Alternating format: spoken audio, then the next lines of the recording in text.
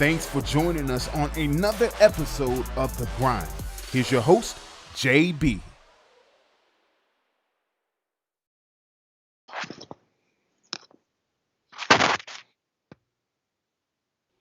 Welcome to another episode of The Grind. I'm jacked about this episode. If you missed last night's episode, go back and check it out. Had a great episode with Kyle Blevins joined us on that episode, and it was great to hear from him, hear his story. That was a little bit before I became involved in the program, so it was definitely great to hear his story and to hear some of the stories he shared back and forth with him and JohnMark was excellent to hear. That you could tell that he really loved the program and really appreciated his time here in Boone. And if you haven't heard it, go check it out. It was on last night. You'll see it here on our Facebook page or wherever you may be watching us here. It was definitely a great episode. Before we get started here, do us a favor, though. Give us a retweet, a share, a follow, a subscribe. However you're watching it, that would be greatly appreciated. We're on a couple different platforms tonight. We still are spreading our wings as much as we can. We're here on Facebook. If you want to chime in and ask JohnMark or make a comment for JohnMark Bentley here in just a minute, you can join us over here on Facebook and do that. We'll follow the chat here. We are also on Rockfin. It's a very interesting platform. If you guys aren't familiar with it, it is started by the founder of Flow Wrestling, and a new platform that's got a lot of wrestling going on it. There's a lot of programs that are putting content on this platform as well. So if you're not familiar with it, go over and check us out there. Rockfin, ROKFIN. We are there. I would expect more content from us to go over there as well. We're also on YouTube. If you haven't subscribed to us there, do it. We'd appreciate that. It helps get our word out there. The more people they see on these platforms, it definitely helps us spread the word a little bit. So those are where we're at. We're on Twitter. You can check us out there, but Facebook is where we'll be following the conversation. So if you want to chime in here on Facebook. We'll definitely get to you. And if you have any questions or comments for Coach, we'll get them as well. Going to be a great episode. We've got a full one lined up, but I will give you a little bit of teasers. We're going to talk about the Junior Nationals that were just finished here this past weekend. We are going to talk about the schedule coming up for this season. So if you haven't seen it yet, stick around. That'll be towards the end of the show. And we're also going to talk about the inter squad match that's coming up here in Boone on December 18th, and we'll give you some details about that. And we're pretty excited about that here at The Grind. So come over here and check us out. Stick around to the end so you can hear the schedule. But without further ado, let's go check in with our guest. Coach, how are things in the Bentley household tonight?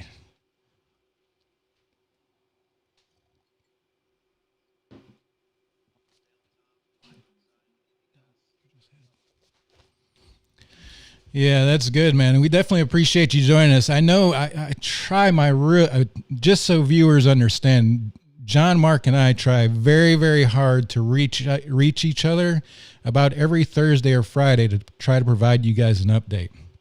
But as you can imagine, the two of us are pretty busy in our lives as it is, but to try to squeeze in an hour sometimes is a little bit of a challenge. So we did try to get to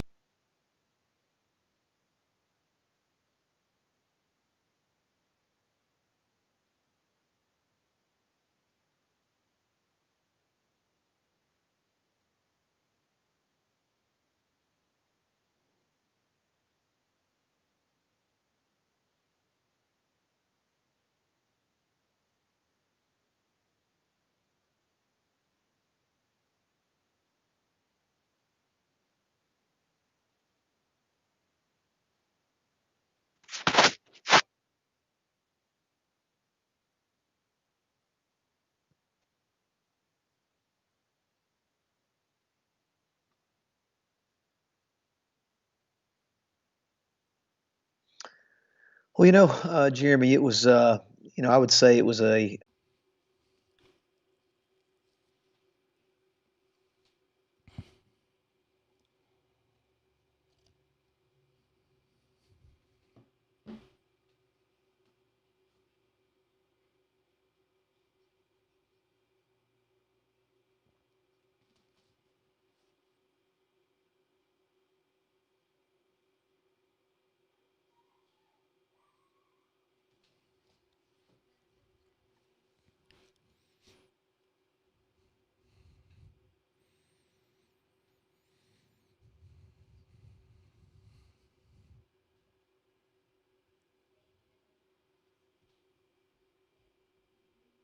at a tournament where there's some pretty high level competition there. I mean, we got a lot of great matches this weekend. It was, I think there was a lot of things that we can build from. Obviously, there's a lot of things we need to, that were identified that we need to improve on. But it was a good test for us, and it was against high level competition. It wasn't just against, each other, or, it was a good challenge. And so we had 25 guys, out there wrestling. So as you can imagine, that's why it was a little bit difficult for you and I to connect on a time to do a live update on Friday, Saturday. And I was busy pretty much from the time I got there till I flew back out Sunday evening. And then the team flew back yesterday. So, it was got a lot of great matches in. Some things that I saw that I liked, some things I saw that I didn't like. But that's the one thing about competition is it really gives you a good sense of where you're at and a little sense of reality real fast. So take a lot of positives from it, build from it, and hopefully it'll motivate us even more in our training. Yeah, so it sounds like there was, pretty typical right after what we just went through and after what these wrestlers and the team just went through with everything that's going on because of the pandemics and the shutdowns and those sort of things. You can't help but understand that your first go at it is probably going to be a little bit rougher than what you would expect in a normal time, especially with the time off that these kids have had. I mean, the end of their season last year was cut short. They went through the whole summer that is usually taking up training for them and producing and competing as an individual.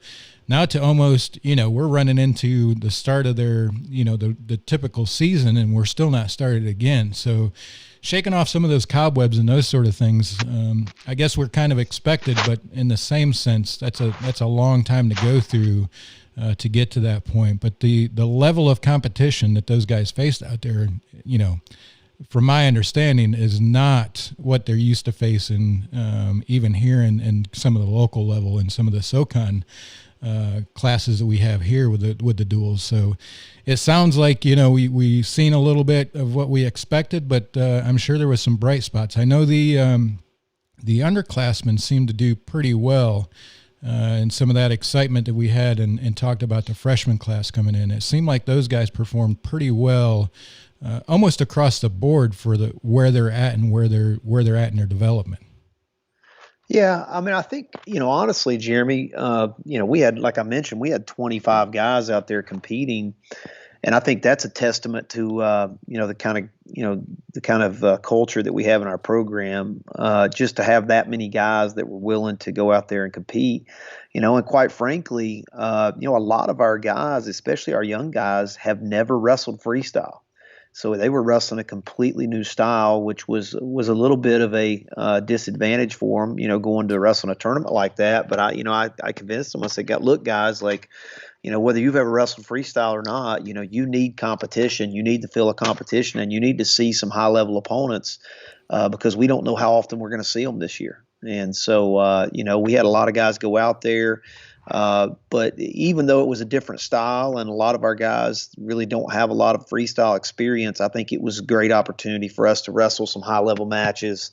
And, we were still able to identify a lot of things that we can improve on that are going to help us in the folk style season as well.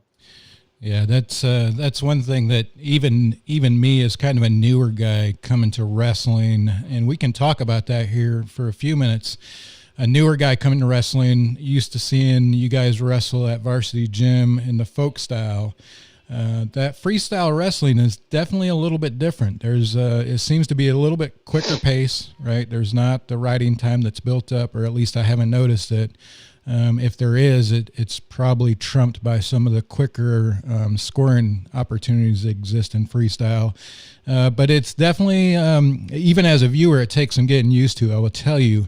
And just real quick for myself and anybody else that may be tuning in that's kind of new to the wrestling experience, because that's what we hope to do, is to make what you guys do at Varsity Gym a little bit more approachable as well for the average the average fan of Appalachian State sports. What are some of the differences between the folk style and the freestyle? Well, I mean, obviously the scoring system is different. I mean, there's in folk style, I would say that the biggest emphasis on the style of wrestling, which is folk style that we wrestle here in the United States, and we're really the only country in the world that wrestles folk style. There's a bigger emphasis placed on controlling your opponent. And that's why you see so much emphasis placed on the riding time and, holding your opponent down once you take him to the mat. In freestyle, you can score a lot of points without ever really controlling your opponent. You can expose their shoulders to the mat and score points in bunches. There's not a tremendous amount of time spent on the mat. Like after a takedown, you may only have 15 or 20 seconds to get a freestyle turn. If not, the ref blows the whistle and puts you back on your feet. So, it's just a different style of wrestling. I mean, I tell our guys competing's competing. You give us the rules and we should be able to adjust and compete pretty well. And so, yeah, but it's a little bit different than, someone that's never experienced it or watched a lot of freestyle. It would be a little bit different than what you see when you're, if you're one of our loyal fans that come to Varsity Gym. It would probably take you a little bit of time to understand, why the scoring is different and what the objective is, in that style. But, nonetheless, it's a freestyle is obviously more geared to wrestling on your feet. Position is extremely important. You get out of position in freestyle, you can give up massive points. But I just would say there's just not as much of an emphasis on controlling your opponent. Yeah, that I could tell watching it. I watched some of the streams, and it definitely has a different feel, a different flavor. Got to be it's still got to be a little bit interesting as a wrestler to compete in those on the mats at those different styles.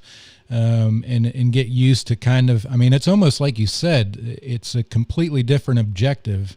So when they step on the mat, I can see, I mean, myself, I can imagine getting in the heat of the moment on the mat and really, for me, it would be almost overwhelming. Where am I at? What is the style? Those type of things, because, some of those guys, it is pretty intense when they step on those mats, especially later in the tournaments that they get to. It's got to be interesting to keep some of that stuff separate. But definitely freestyle seemed a little bit quicker pace for me as the layperson. Seemed a little bit quicker. The scoring obviously seemed to come a little bit quicker. I didn't see some of the high scores like we're used to seeing, especially at the Varsity Gym. And I would imagine that probably attributes to some of that, some of the breaking out early of the mat. Once they got down on the mat, it seemed like you said, 15, 20 seconds, and the ref was standing them back up, getting them in the neutral position. So that may have been some of that, but very interesting. Coach, out of that, obviously had some growing pains out there in Nebraska. Who were some of the names that may have left you surprised a little bit, that you really weren't expecting them to do what they've done, and they kind of did a little bit more than what you expected? Well, I don't know if I would say there was anybody that did more than what I really expected, but there were some bright spots that I was impressed with. Like I'll start off with, you look at some of our guys like Will Formato. He wrestled some really high level matches against some really good guys, and he wrestled well, competed well. He didn't end up placing, but he lost to the champ in his weight class, and then the guy who took fourth, and he had the kid from that took fourth. He's winning 4-4 on criteria with 1 second left on the clock, and he steps out of bounds and loses the match 5-4. Wrestled a great match up until that point, against a really high level opponent. And I think the biggest thing I saw is I've known, and I've talked to you about it, how much he's improved over this off season, but I think it's just starting to show. Yeah. It's starting to show watching him wrestle some of these really, really high level opponents that I don't think he would have been that competitive with last year. And, now he's right in there in a dogfight with them. Barrett Blakely has shown tremendous improvement. I think the weight class change for him has been a really huge benefit. I mean, his hand fighting and his leg attacks were just phenomenal this weekend. Again, wrestled a couple of high level matches. Probably didn't get the results that we'd like, but I definitely liked what I was seeing from him, and look forward to seeing more of it as he adjusts to that weight class. Jonathan Milner wrestled some good matches this weekend. I thought he had some really good matches. A couple others that I think he would like to have back. But all in all, he placed 8th at that tournament, which is a big deal, especially for John, because his style is really not conducive to freestyle. I mean, it's almost like it's a harder style for him to compete at, because all the things that he's really, really good at, a lot of them are taken away from him in freestyle. But he wrestled some great matches. Looking at our young guys, I thought Ethan Oakley, who's a true freshman for us this year, I mean, he lost a couple matches just because he had never wrestled a freestyle match before and didn't understand the scoring system. One match he's winning on criteria with 10 seconds left, and I think he thought he was losing and just took a really, really bad shot with 10 seconds left, and the guy goes behind him. And I'm like, he comes off the mat, and I'm like, hey, why'd you take that terrible shot? And he's like, well, I thought I was losing. Yeah. And so just to understand, and I think that's part of the growing pains of some of those young guys that have never competed in freestyle before. But his effort was good. I mean, a lot of great things I saw. Francis Morrissey, another true freshman for us, he had a couple of really good high-level matches that I think he shows a lot of promise moving forward. So there was a lot of great great spots and bright spots. And I think also it exposed, a couple of positions that we really got exposed in this weekend, and maybe just situations on how we handle match preparation and warming up and preparing for competition. It exposed some things that we've got to go back in our training and adapt to and change and improve on, that I probably would have not have known that we had those weaknesses had we not went to that competition. Yeah. And just, quite honestly, I wasn't even going to go on that trip. I was just going to send Coach Diabe and Coach Miller out with those guys.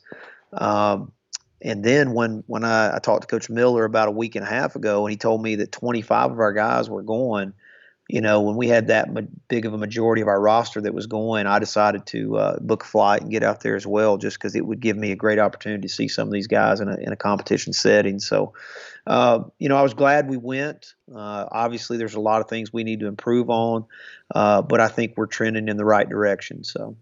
Yeah, that's got to be exciting for you and the guys to get out there and to get into that field of competition.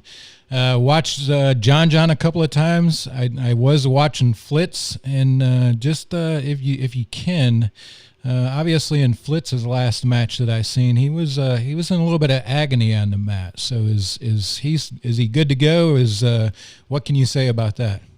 Yeah, he's good to go. He practiced today. I think it scared him a little bit. I think he kind of tweaked one of his, knee ligaments, and, his knee's stable, fine, everything like that. He kind of got caught in a bad position and it popped. And, I think at the moment, his adrenaline was probably, I think it kind of scared him that he thought he, had tore something major in his knee. But no, he's fine. He's going to be okay.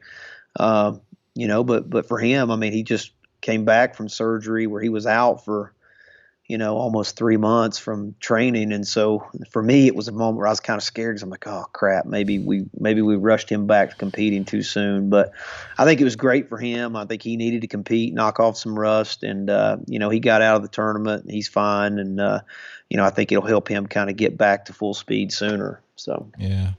I will tell you, you're not the only one that was scared.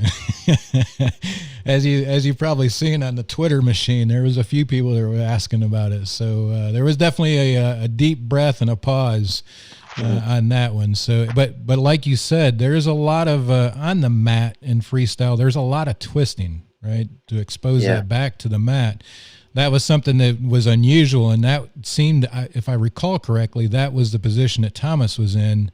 His opponent was twisting up on him pretty good, and he let out a little bit of a yelp there, and it definitely drew some attention. So good to hear that Flitz is back and doing well and training with you guys. There was definitely some concern on our part. John, I can't say enough about that kid. I'm excited about what he's going to do this year.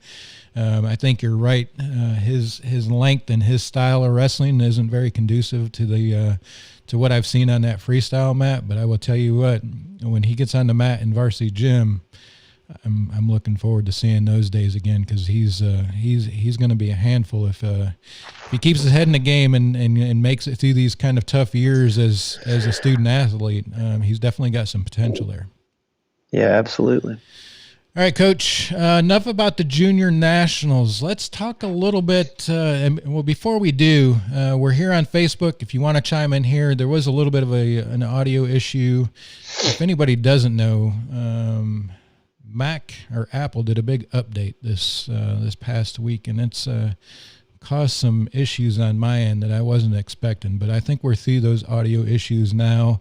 It'll be something that we deal with every time there's an update in what we do, but definitely should be taking care of them now.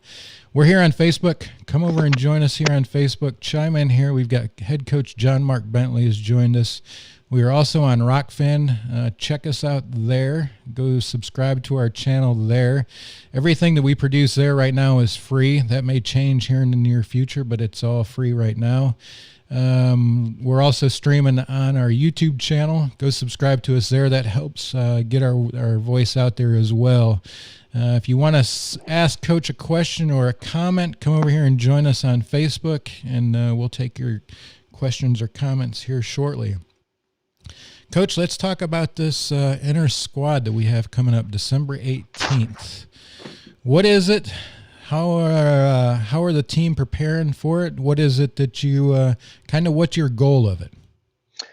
Well, I mean, obviously, our inter squad match is something that we really haven't put a lot of emphasis on in the last couple of years, just simply because we have so many open tournaments that we're able to go to in the early preseason, kind of like this month of November, and we're able to take the majority of our roster to those tournaments. So it's really easy to just, establish who's our starter through competition and who's the guy for the weight class. Well, this year with obviously, we won't be able to wrestle any preseason folk style tournaments pretty much until we start full go in January competing, and our conference schedule will be, pretty quick. And so what I wanted to do is set up an opportunity for our guys to get down to their scratch weight before Christmas and put them in a competition setting, and obviously see these guys in a competition setting wrestle against each other in some live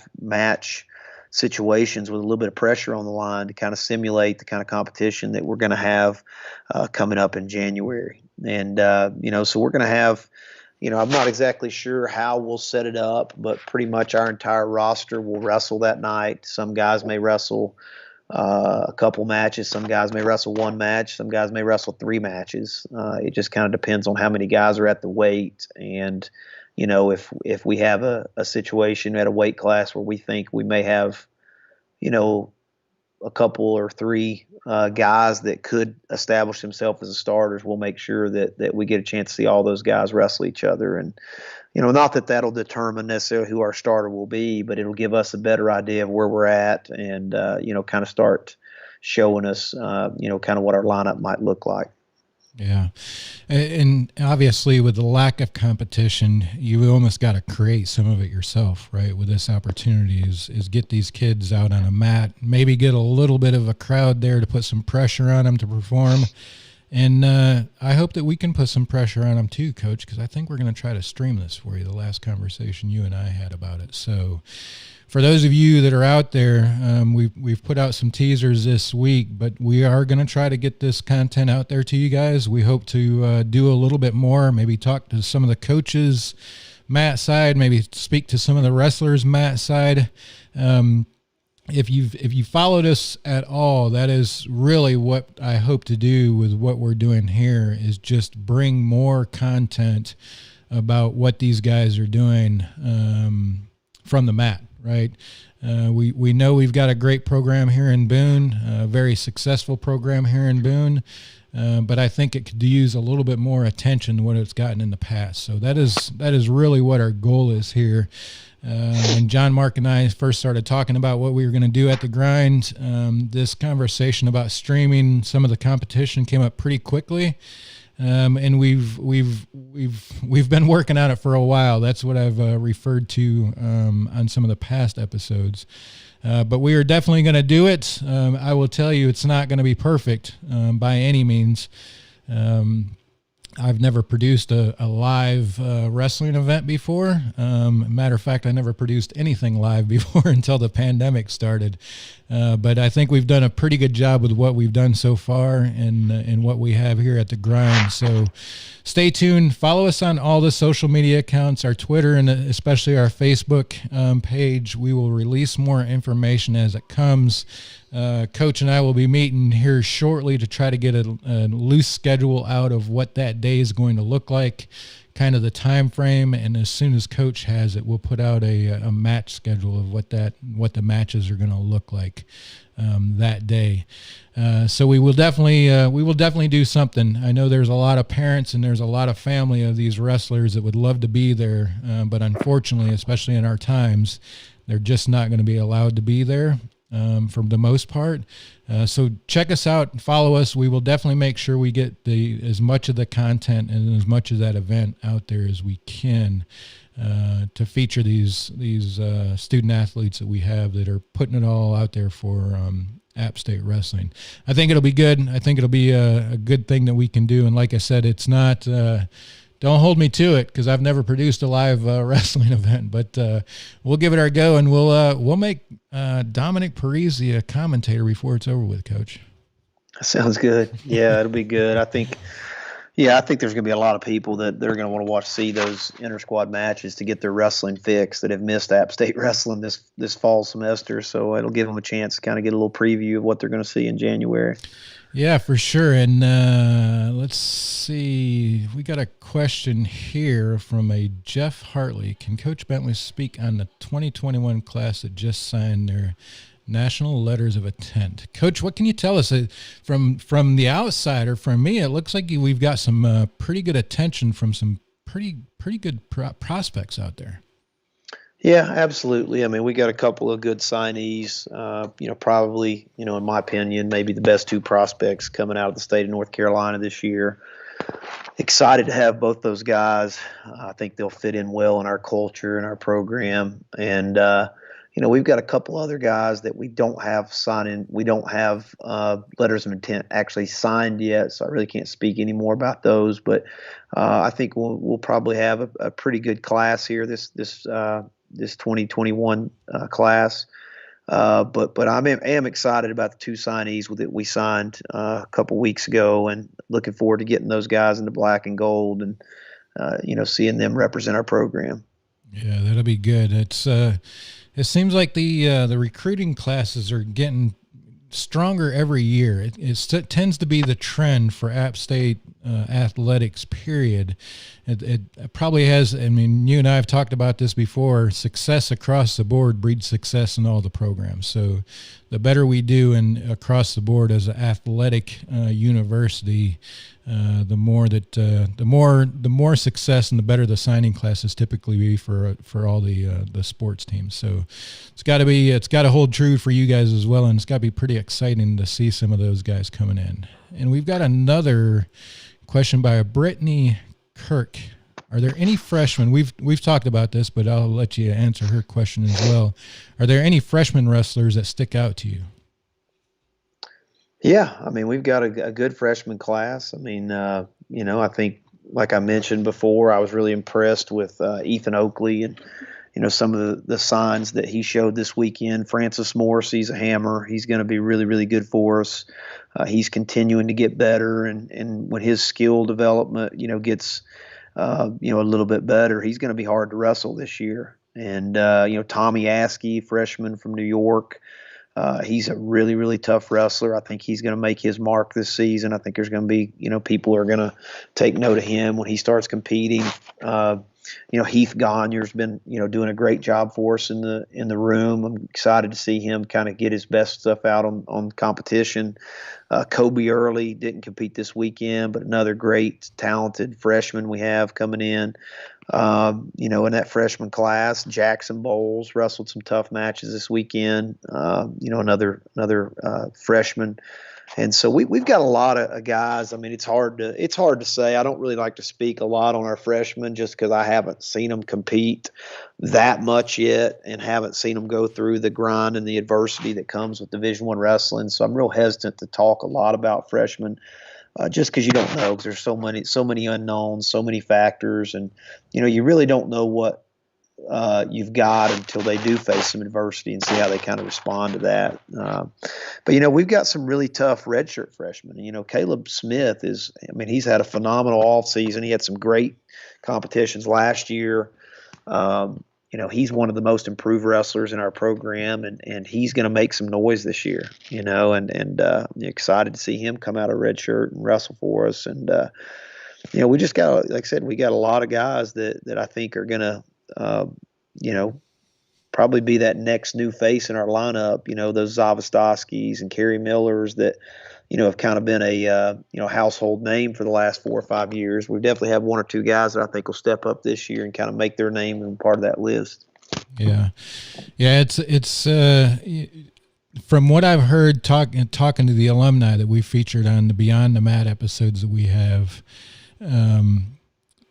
wrestling is one thing at the collegiate level, right? You got to be a highly skilled wrestler to wrestle at the college level, right? That the skill is the one thing.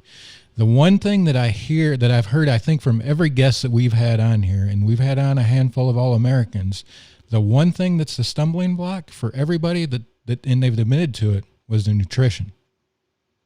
I mean, they all comment about how nutrition at some point in their college career became an issue, and really could have prevented some much greater success had they had that under control. So I think that I will tell you, I've been surprised to hear that, but I think as the lay person that's a fan, that seems to be the one thing that a lot of kids take for granted when they start the college wrestling career, that obviously if they put a little bit more focus on in their freshman year would probably be able to prevent some stumbling blocks later down the years.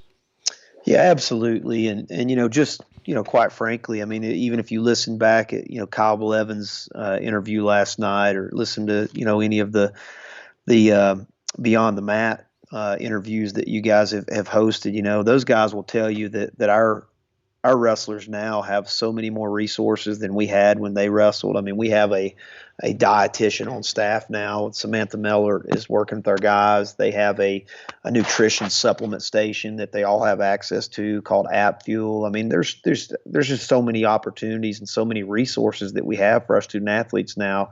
I tell our guys every day that they need to be thankful because they've got it better than anybody that ever came before them. Yeah. And I think that's really important. They do really need to realize how great they have it. And really in our program, Jeremy, there's no excuse. I mean, you've got everything you need to reach your goals. And so, it takes all the excuses out. I mean, we've got a phenomenal coaching staff right now. I mean, no matter what weight class you are, and I think that you're going to see that a lot in the recruiting aspect. I think that, no matter what weight you are coming out of high school, we've got a great workout situation for you. I've got, a wide range spread out in the weight classes for my assistant coaches. And then we've got just a lot of really good wrestlers on our current team. So, you got that going for us. And we have so much support for our student athletes. I mean, from strength and conditioning to nutrition to athletic training to our academic advisor. We just have so many things that are better than they've ever been, and quite frankly, our facilities are second to none. I mean, it's just, really our guys, really have it just so, they have it so much better than anybody before them. But, the one thing that you can't really measure when you're recruiting a student athlete is how are they going to handle it when they come in the room and they're not the best wrestler in their room, because most of them for the last 4 or 5 years, they've been, the man in their practice room and very rarely get scored on, much less, get beat down. And a lot of times it's a it's a big hurdle for those guys when they come in our room and get humbled, and work harder than they ever even thought possible. Their work, the work output that we expect out of them is so much more than what they did in high school. And then just see how they handle adversity. Most of these guys, they're top recruits coming out of high school, and we're probably the best in their state, or even on a national level, pretty well known, and they don't lose a whole lot. They don't have a lot of adversity. But there's one thing for certain in this Division One wrestling. There's only, a very small number, you can probably count on your hand, that don't go through some kind of struggle or adversity when they come on the college wrestling scene, and that's the one thing that's, you can pretty much guarantee. And that's why, like I said, I mean, it's the verdict's still out on a lot of these freshmen. I've got high hopes for them. I think we got a good group, but we'll see when they have some tough times and face some adversity, how they handle those, and that'll determine more or less, how good this class is going to be, how they handle adversity. Yeah, that seems to be that's a theme in a lot of the conversations beyond the mat. They're great wrestlers. They're state champions. They're some of the best at their high schools. But as soon as they hit that wrestling room in Boone, that's not the case. 9 times out of 10, they're not the best man in the room.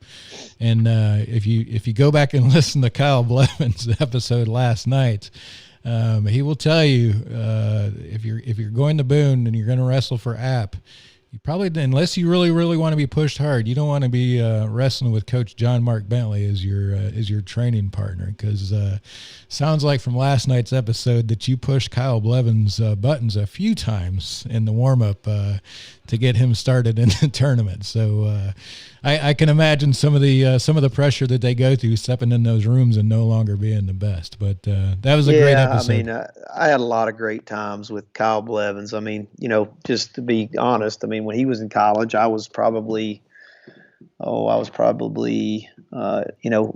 30s and was still wrestling hard every single day. And I was probably in the best shape of my life. So, I had a lot of great workouts. He was a great training partner. And, I definitely enjoyed seeing him improve and reach his goals.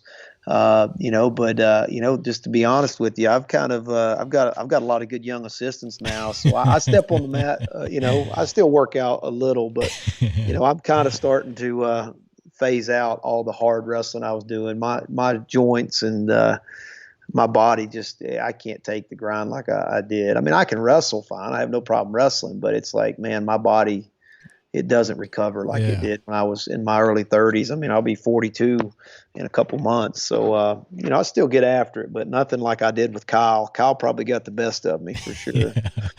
Yeah. Dominic was saying the other day on one of the episodes, he got on the mat here recently, and he was saying when he got done that he was literally raw. Just the rubbing and the wearing and the heavy hands and the foreheads and, everything else. If you don't do it every day, like training at a very high level every day, and then he steps on the mat probably the first time in, probably 6 months with everything that's been going on.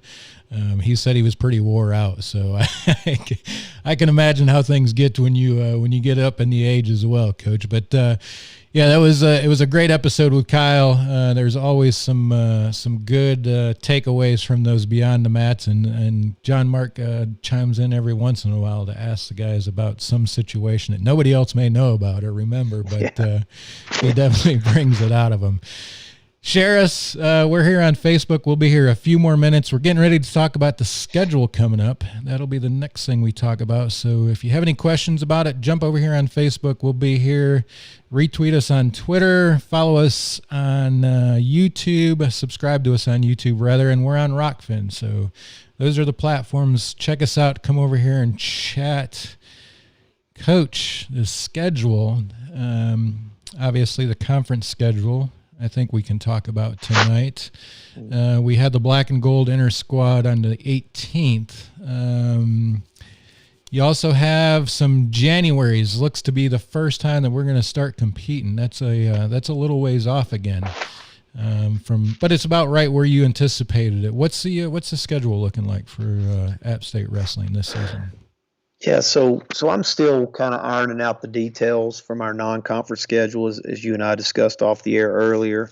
But the Southern Conference coaches met several times over the last couple of weeks, and we have decided on a conference format that will be a 4-week conference schedule starting on the third weekend in January, and we'll run through the first weekend in February. We'll wrestle a tri-meet with 2 other teams each of those weekends. And so, you'll knock the 8 conference matches out in that 4-week period. That'll leave us, the first 2 weeks in January to wrestle some non-conference matches. And we could potentially wrestle the second week of February as well. But we will kind of probably play that more by ear just in case, some matches get canceled or, that comes into close proximity to the conference tournament. If some of our guys ended up testing positive for COVID, we'd have to make sure they had enough time to clear quarantine so we could have them back for that conference tournament. But, the way it looks right now, Jeremy, we're going to host 2 of those weekends. I won't even give the teams. I mean, I think I won't give the teams away who we're likely going to wrestle, but we're probably going to host the first competition, the first tri-meet, which will probably be on the 16th or the 17th of January. We'll host 2 teams. The following weekend, we're going to travel to another school and wrestle 2 schools there.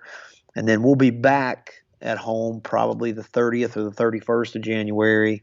And then we'll conclude the conference schedule in February. That first weekend in February, we'll wrestle the last 2 teams in our conference then. So I'm working on a couple of things in early January. I hope to have one more home event on the non-conference schedule that first weekend in January, possibly on January the 2nd.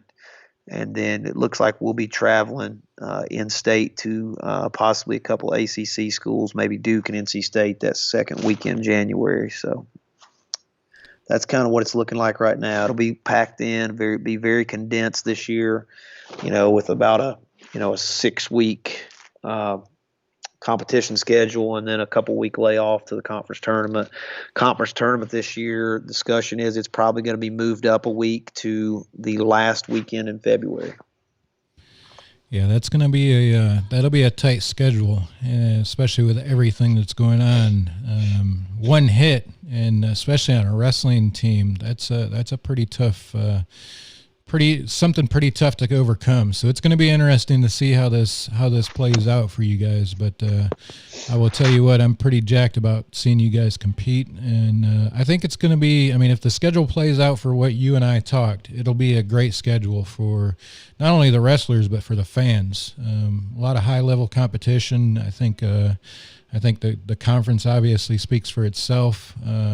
Some good opponents there, especially with Campbell, whatever date they fall on. That's always going to be a good one. Chattanooga should be a good one. And we've got our fellow mountaineer down there at the Citadel.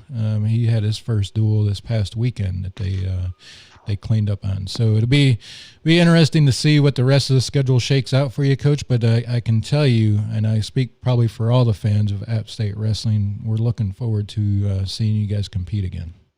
Absolutely, I can't wait.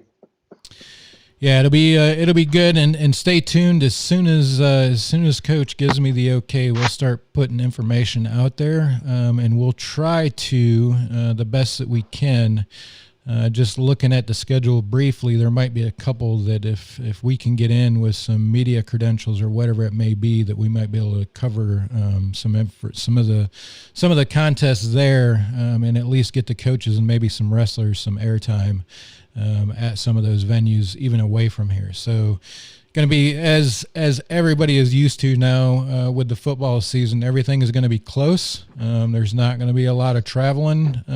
Probably I would dare say, if there's one thing good to come out of what we're going through with this pandemic and college athletics is, I think we're going to see a little bit more cost-conscious traveling and scheduling, right? I don't think you'll see App State football going to Idaho to play those guys in football anymore.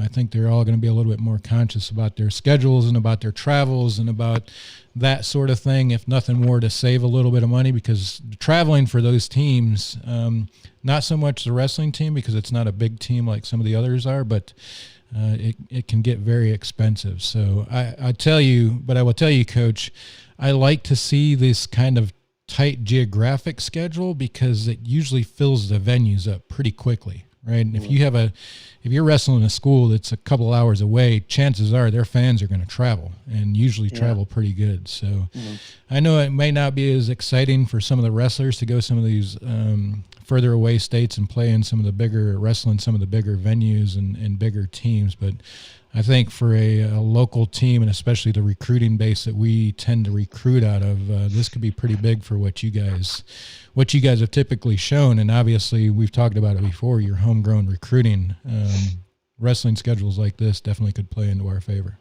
Yeah, absolutely. All right, Coach, we appreciate your time this evening.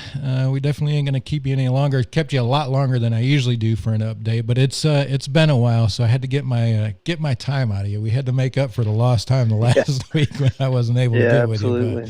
But definitely appreciate your time, and appreciate you opening up to us the opportunity to do the December 18th Inter Squad. I think it'll be good. I think it'll be great for the fans that we have, and especially the families of these wrestlers that may not get to have seen them compete otherwise. And for any wrestlers that are out there and listening for App State, we hope it puts a little pressure on you too. So we'll make sure that friends and family can watch you and put you under the gun a little bit before we pack out the varsity gym when season starts. So, Coach, appreciate you joining us. Thanks again for your time with us. Yeah, thank you, Jeremy. And I just want to put one more plug in tonight. All of our fans out there that are listening, if you're on Instagram, I think for sure. I know we have an App State Wrestling Gear Instagram now. We've got a gear website up and running, an online gear store. So if you're interested in getting some of our new App State gear, you can look on there. You can contact Coach Feldman and order some of our App State gear if you want to support the program that way. Yeah, for sure. And the programs could always use the support. We've put that out there before. The grind, what we're doing with the Patreon and the family, we will be giving 50% of those proceeds back to the program in some form or fashion or another. But it definitely helps those guys. And definitely, I don't think your season tickets have opened up yet, Coach, but I tell everybody that's the best $30 you'll spend in Boone. If you, even if you're not able to make every single match, get those season tickets. I will tell you, it's the best thing you could do outside of joining the Yosef Club to help support the program. When athletics sees those season ticket sales go up, they tend to believe that there's more people involved in the program and that there's more people willing to come and watch them. And athletics listens to that. That's one thing I will tell you that is a measuring stick for the ADs at the athletic center is how many season tickets we're selling for the team. So when those season tickets come on sale, we will definitely help spread that word as well. But definitely get on those. I've told JohnMark this myself. $30 is too low for a season ticket at Varsity Gym. With the level of competition that those guys put out, you should be willing to give $30 for a season ticket. So stay tuned to that. Check out their gear store. Always great stuff. I picked up this from JohnMark a couple of, I guess it was the last time I met you. You need to get some more of these hats, Coach, because I think we got some new hats on order. We'll have some new in here in the next couple of weeks for sure. Yeah. So go check them out. Check out the gear. Support them. Join Yosef, whatever it is you may do. Definitely appreciate the support. Coach, thank you again for your time, and it'll be a minute, but I'm looking forward to the golf courses opening up again. Absolutely. Me too. I knew you would be. All right, folks. Appreciate you joining us. Check us out on all the networks. We'll drop the link, I think, now maybe for you in the Patreon if I have it. We might have a last minute question here, Coach. Let me see what we got. I did drop the link for the Patreon there. Any ideas if there will be small amounts of fans allowed in the stands? And this is coming from Christian Beach. Well, a lot of things can change. Right now, according to the governor's current restrictions, it looks like that we would have no more than 25 people in an indoor venue. I'm hopeful that will change, as I'm sure all of you are. But again, right now it's really kind of hard to say. I mean, if we had an indoor event right now, 25 would be the max for fans. So, it'll be a situation where we'll probably know more, hopefully in the upcoming months, maybe by the time we get to December. Yeah, that'll be that's on everybody's mind. I can assure you that. That's one thing that I even talk with JohnMark about. I think about daily is what this season's going to look like for fans, and I will tell you that is a big reason why we've pushed really, really hard to try to get some things done that will allow us to stream these matches. Is to bring a more in-depth coverage and streaming of the duels and the matches. And to bring up the production level a little bit more. So we are also working to try to make sure that if fans can't be there, that we can try to bring you a little bit better content in this coming season. So hopefully that answered you, Christian. I know it's not a clear answer, but I know JohnMark doesn't know just as much as I don't know at this point. The way things change in North Carolina, it could be completely different in 2 weeks of what we're doing today. So only time will tell. All right, Coach. Appreciate your time. Thanks for joining us. Check us out on Patreon. The link's dropped there. All right. Have a good night.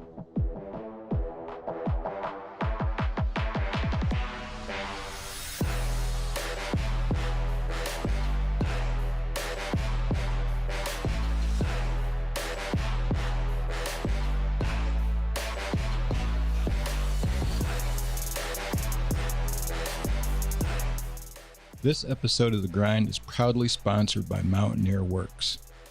Mountaineer Works, owned and operated by Appalachian State alum and athletics photographer Chad W. Mitchell.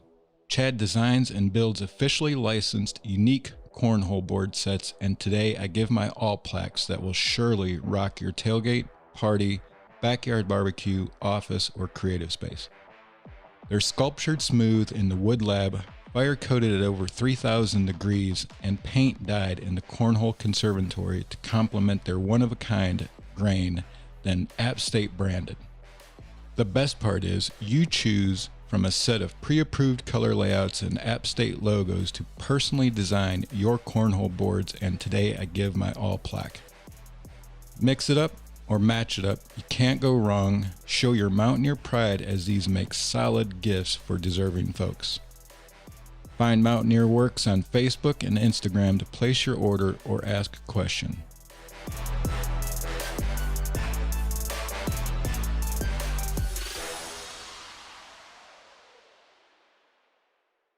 This has been a production by Yosef Media.